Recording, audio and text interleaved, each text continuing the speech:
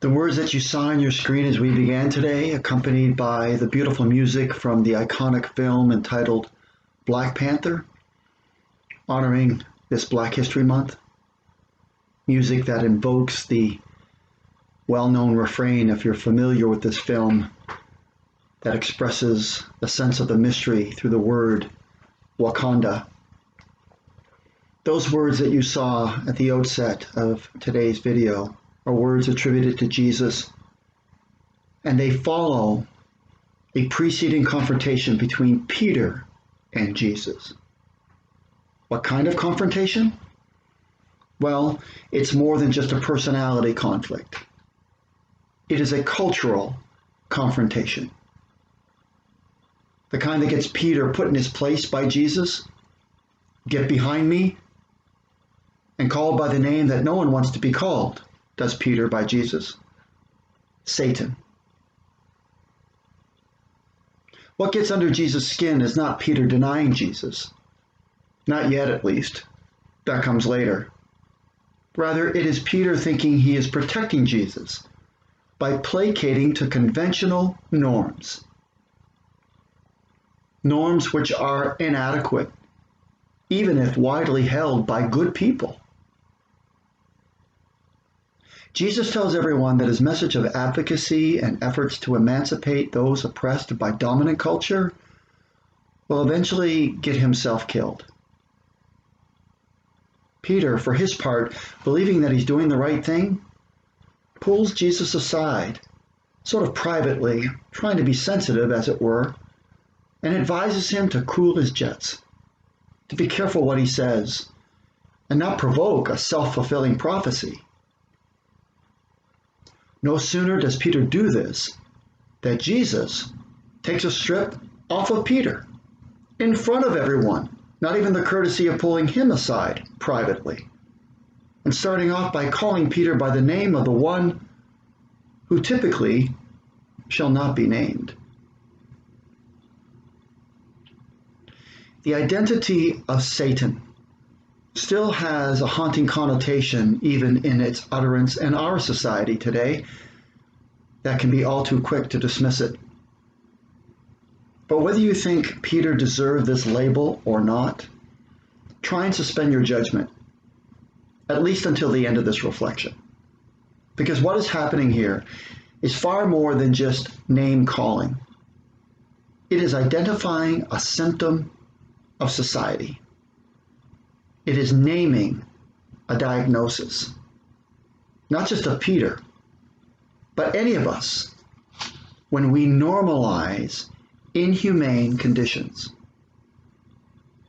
For now, let me suggest that while Satan is not a term that deserves our respect, it does still deserve our attention. What if I were to tell you that Satan was a term that was used to describe the power and presence of any domination culture?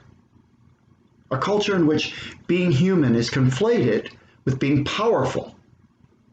And in order to survive in this culture, the many must submit to the few. This was true of ancient Persian and Palestinian cultures. Whatever you make of a world that celebrates diversity, equity, and inclusion, and recognizes that doing so would not only heal systemic wounds between ourselves as human beings and as human beings to the earth, but actually help improve the economy and the health index of society.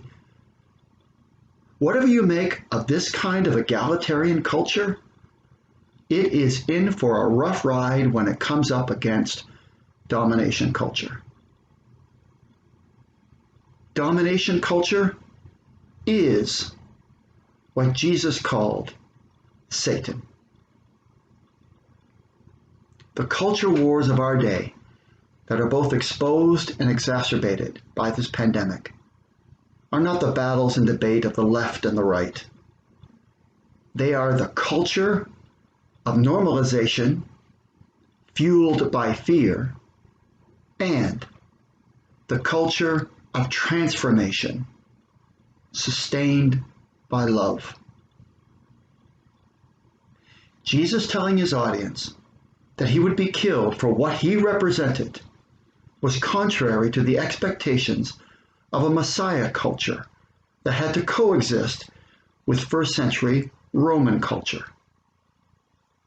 This Messiah culture was conditioned to fight fire with fire and therefore replace power with power. Kill or be killed.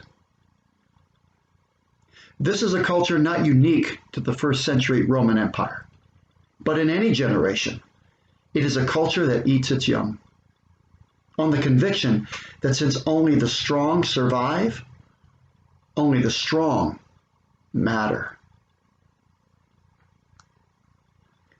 Though Jesus predicted his own death and was accurate in his prediction, he was killed.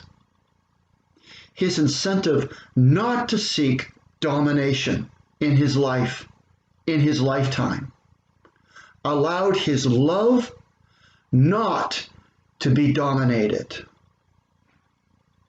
He lived and fostered an alternative countercultural way of being, in which everyone is held as equal, intertwining his self-interest in tension with the interest and well-being of all others. Jesus believed in the saving power of self-giving and self-respecting love, even if it meant his life. And then he asked for us to approach life the same way. Despite Peter looking as though he was protecting Jesus, it was more about Peter looking out for Peter, even as we would be about looking out for ourselves if we were in the same position. It's one thing to avoid suffering.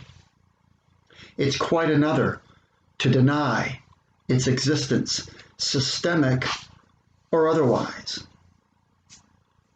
In fact, I believe this story to be a later version of what the Buddha taught 500 years earlier, when he discovered that outside his palace, outside his matrix of privilege, was not a world of deception, but the real world.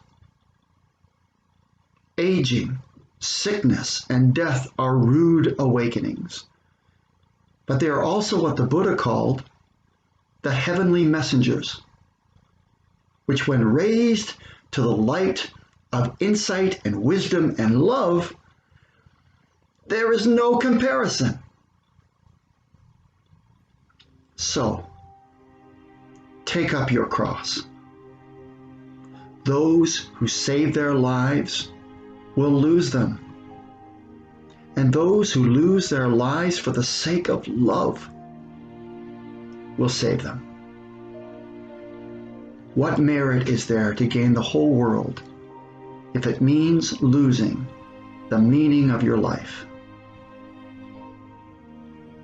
It is a clash of two worlds, two cultures, in which there can be no confusion.